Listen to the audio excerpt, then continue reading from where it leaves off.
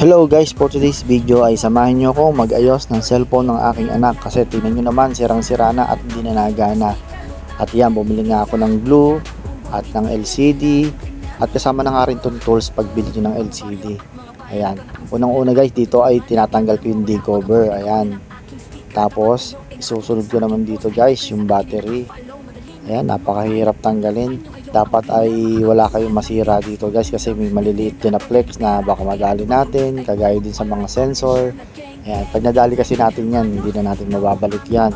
Another pyesa na naman na bibili natin, dagdag gastos na naman. Kaya dapat pag maingat tayo sa pagbabaklas nito guys, lalo na sa maliliit na tornilyo. Napakaliliit talaga nila at baka magkulang pagkabit natin ulit. At syempre mahalaga din na sa uluhin natin yung itsura nila bago natin sila baklasin. At dito nga ay tinatanggal ko na yung C-cover. Ayan. Yan nga pala ang tawag dyan sa may gitna ng mga cover guys. C-cover ang tawag dyan. At sa part nga na to ay iniingatan ko madali yung sensor guys. Kasi yung cellphone na to, yung sensor niya ay nakalagay dito sa kanyang gilid. Kaya yan, dapat iniingatan natin yan. Kasi may mga flex yan na maninipis na pag naputol natin, wala, hindi nagagana yung sensor niya guys. Kaya kung napapansin nyo, dito ako talaga natagalan. Kasi talagang ingat na ingat ako madali yan. Pati yung mga button dyan, yan, baka maglaglagan. Kaya yan, kita nyo naman, ingat na ingat ako dyan guys.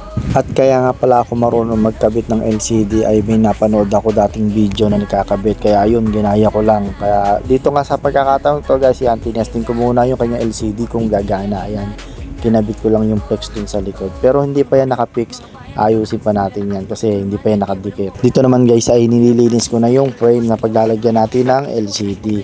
Yan, para lumapat siya ng maigi kasi may mga excess yan ng mga dikit.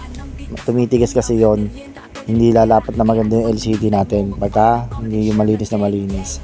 Kaya ayan, dapat na malinis yan. At dito nga ay dinidikitan ko na ng pandikit.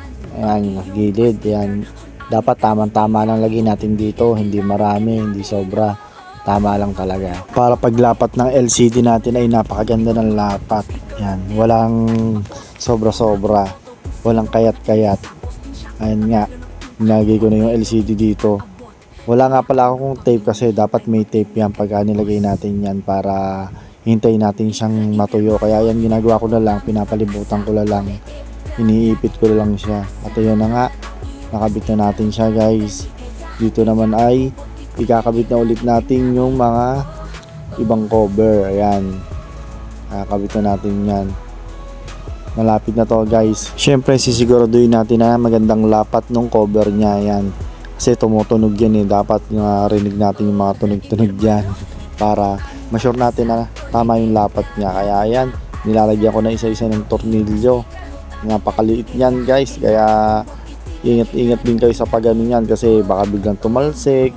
Ang hirap mahanap niyan kasi sobrang liit niya talaga. At dito nga ay malapit na tayo sa mga huling parte. Ayan, yun ang mga pinagtatanggal natin kanina.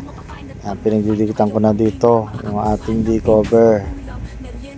Nahuli natin ikakabit. Ayan, siguraduhin lang na maganda yung pagkakalapat. At wala nga tayong tape kaya ayan nga, pinapalibutan ko na lang, dinidiinan ko na lang siya. Ayan, para dumikit agad siya. At yan nga, gumagana guys. And testing naman natin kung natatouch siya. Ayun, natatouch naman siya.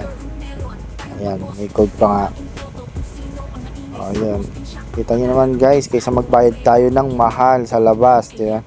Magandang matutunan natin yung ganito. Ayan, sana may natutunan kayo guys dito sa ating pagkakabit ng LCD.